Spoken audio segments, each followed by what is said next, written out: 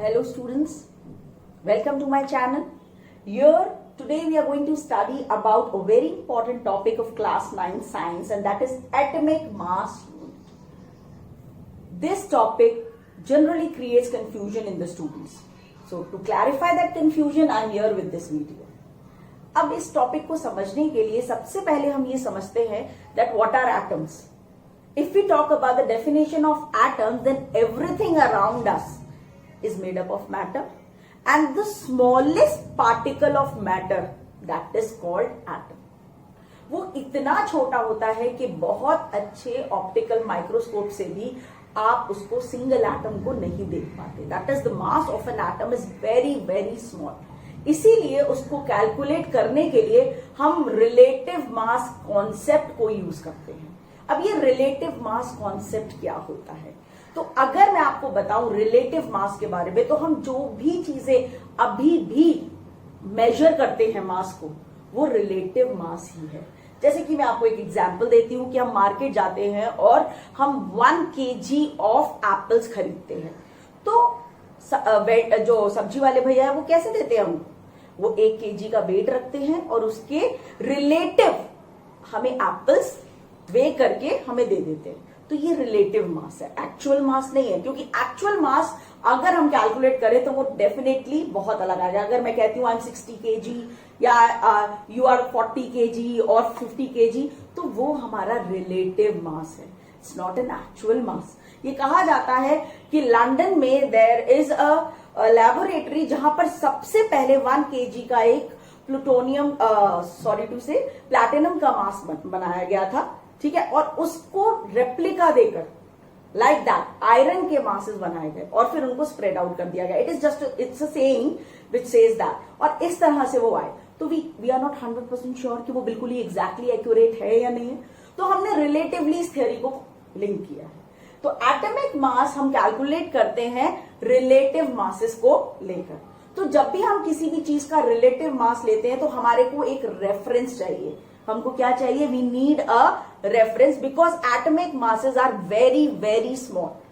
अब तो ये टेक्निक आ गई है कि हाँ, हमारे पास कॉन्सेप्ट होता है जिसको हम बोलते हैं mass spectrometry, with the help of which we can now properly calculate the masses of the atoms. But in the earlier stages of 19th century, when scientists or you can say chemistry was evolving, during that time ऐसा कुछ भी नहीं था. तो relative mass calculate करने के लिए एक एलिमेंट को चूज किया गया और अर्ली 19th सेंचुरी में जो रिलेटिव मास के लिए एलिमेंट चुना गया था वो था hydrogen. Reason, that time it was being assume कि hydrogen is the very lightest element. इसका मास सारे एलिमेंट से कम है, and we agree today also. तो इसीलिए हाइड्रोजन को लिया गया. And what was being decided, what was being assume कि हाइड्रोजन का मास जो है वो 1 AMU के बराबर है. कितना है? 1 AMU. That is atomic mass unit. ये एक स्मॉलर यूनिट ली गई to calculate the mass of atoms. इसको माना गया कि ये 1 AMU के बराबर है हाइड्रोजन का मास. तो इसके बेसिस पर बाकी मासेस को कंपेयर किया गया कि क्या वो उससे कितने ज्यादा क्या है, हेवी है. How much heavier than hydrogen. तो उसके बेसिस पर उन्होंने कहा कि भाई ऑक्सीजन का मास 16 AMU है. अब कैसे लिया होगा? व्हाट दे डिड वाज, उन्होंने सेम वॉल्यूम के 2 कंटेनर्स लिए.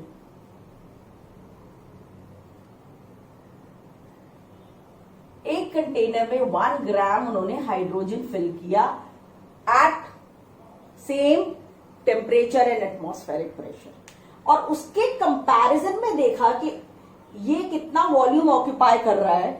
1 ग्राम ऑफ हाइड्रोजन उतनी ही वॉल्यूम ऑफ ऑक्सीजन दूसरे कंटेनर में सेम टेम्परेचर एंड प्रेशर पर फिल कर दी. तो उसका रेशियो निकल कर आया 16 ग्राम. So accordingly they decided कि ऑक्सीजन का जो मास है वो 16 AMU है ड्यूरिंग दैट टाइम। ठीक है, पहले ये डिसाइड किया गया कि हाँ भाई हाइड्रोजन ले लेते हैं, बट एज एडवांसमेंट होती गई केमिस्ट्री में दे केम टू नो कि हाइड्रोजन के कुछ ड्रॉबैक्स हैं। सबसे पहला ड्रॉबैक अगर मैं बात करती हूं तो हाइड्रोजन काफी अनस्टेबल था। हाइड्रोजन के आइसोटोप्स थे और आइसोटोप्स की अबंडेंस ऑलमोस्ट इक्वल थी, तो इट वाज वेरी डिफिकल्ट। एक तो वो गैसियस फॉर्म में, तो इट वाज वेरी डिफिकल्ट कि हम अगर हाइड्रोजन को लेते हैं तो प्रेडिक्शंस हमेशा ठीक होंगी। So what the scientist decided, what the chemists in the laboratories they decided is that they thought कि हमें कुछ ऐसा एलिमेंट लेना चाहिए जिस पर हम ज्यादा रिलाय कर सकें। तो जिस पर हम ज्यादा रिलाय कर सकें उसके लिए किन फीचर्स को हाईलाइट किया गया? सबसे पहला अबंडेंस, सेकंड लीस्ट रिएक्टिव। अभी मैं बताऊंगी, I'll tell you everything about it. Most reactive.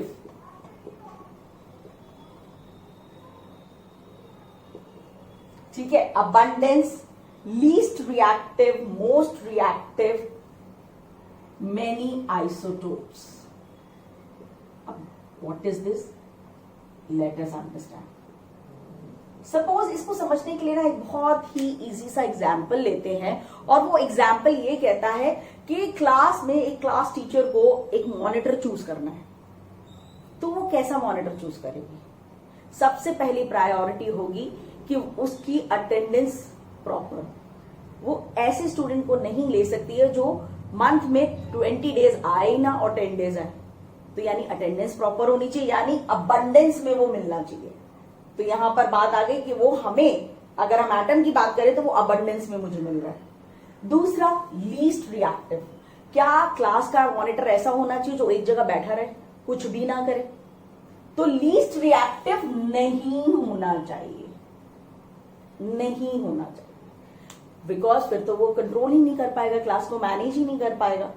Most reactive, definitely ऐसा क्लास मॉनिटर भी नहीं चूज करना चाहिए जो बहुत ज्यादा नॉटी हो, very reactive.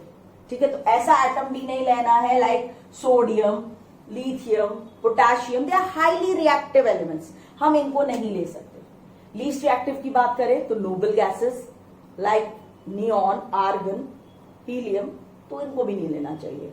Last but not the least, अगर मैं इस आइसोटोप को समझाने के लिए एक एग्जाम्पल लूं कि अगर क्लास मॉनिटर उस बच्चे को बना दिया गया जिसके 2 या 3 सिबलिंग्स उसी क्लास में, तो वो पार्शियल हो जाएगा, अपने भाई या बहन को वो कभी भी पनिश नहीं करेगा। तो आइसोटोप सिबलिंग्स होते हैं। ठीक है, सेम एलिमेंट के अलग अलग एटॉमिक मासेस में उसकी अवेलेबिलिटी को आइसोटोप्स कहा जाता है। तो आइसोटोप्स नहीं होने चाहिए, या मिनिमम होने चाहिए, या उनकी अबंडेंस बहुत कम होनी चाहिए, तो ये कम होनी चाहिए। इस क्राइटेरिया को ध्यान में रखते हुए चूज किया गया किसको? कार्बन को। इन 1961 कब चूज किया गया? 1961 में। ठीक है, 1961 में कार्बन को, और कार्बन के किस आइसोटोप को चूज किया गया? कार्बन 12, बिकॉज कार्बन अर्थ में अबंडेंस में अवेलेबल है, ना तो वो लीस्ट रिएक्टिव है ना वो मोस्ट रिएक्टिव है। यानी अगर हम कार्बन को ऐसे ही रख देंगे टेबल पर तो वो फायर कैच नहीं करेगा, बट अगर थोड़ा सा भी पेट्रोल देते हैं इग्निशन के लिए किसी भी तरह का, तो वो बर्न करने लगेगा, तो मॉडरेटली रिएक्टिव हो गया। थर्ड, उस टाइम तक कार्बन के आइसोटोप्स पता नहीं चले थे, और चले भी थे तो ये पता चला था कि कार्बन के अगर 3 आइसोटोप्स हैं तो उसमें 99% कार्बन 12 मिलता है, लेस देन 1%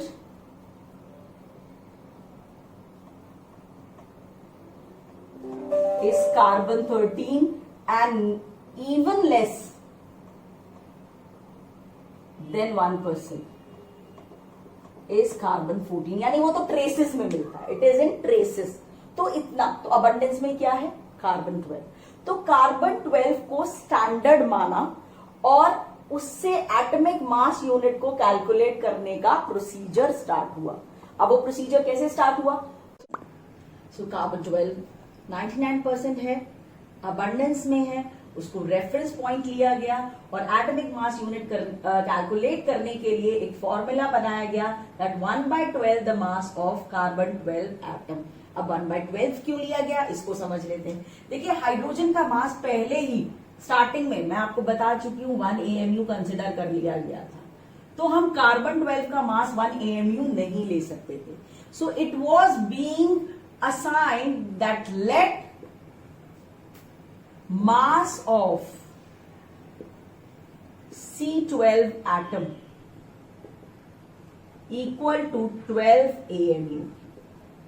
ये उसको असाइन की गई थी वैल्यू कि कार्बन 12 एटम का मास एटॉमिक मास यूनिट में 12 है। 1 नहीं ले सकते थे, फिर गड़बड़ हो जाती, सारे चेंज हो जाते वैल्यूज, तो उसको लिया गया 12। अब अगर मुझे 1 AMU निकालना है तो यूनिटरी मेथड अगर मैं लगाती हूं तो 1 AMU कितना हो जाएगा, mass of C12 atom upon 12, am I right. और अपॉन 12 का मतलब क्या हो गया, 1/12 into mass of carbon 12 atom. And this mass of carbon 12 atom you have to calculate in grams. किसमें कैलकुलेट करना है इसको, आपको इसको कैलकुलेट करना है आपको ग्राम्स में। वो कैसे करेंगे, वो किया गया मास स्पेक्ट्रोमेट्री से।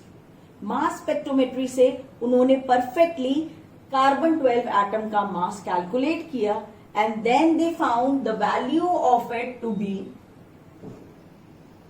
so mass of carbon 12 atom in grams was found to be 1.9926 into 10 raised to power minus 23 grams.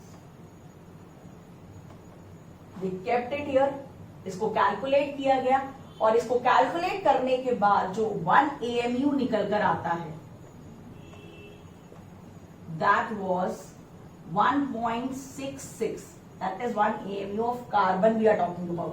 1 atomic mass unit of carbon निकल कर आया 1.66056 into 10 raised to power minus 24 gram. This was for carbon. तो carbon का 1 atomic mass unit इतने grams of carbon होता है। ये calculate करने के लिए हम यूज करते हैं एवोगैड्रोस नंबर को, जिसके बारे में मैं आपको अपने अगले वीडियो में बताऊंगी जब मैं आपको मोल कॉन्सेप्ट पढ़ाऊंगी। Then I will also tell you कि हम इसको और अच्छे से डिटेल में किस तरह से समझ सकते हैं। तो ये कैलकुलेट हो गया।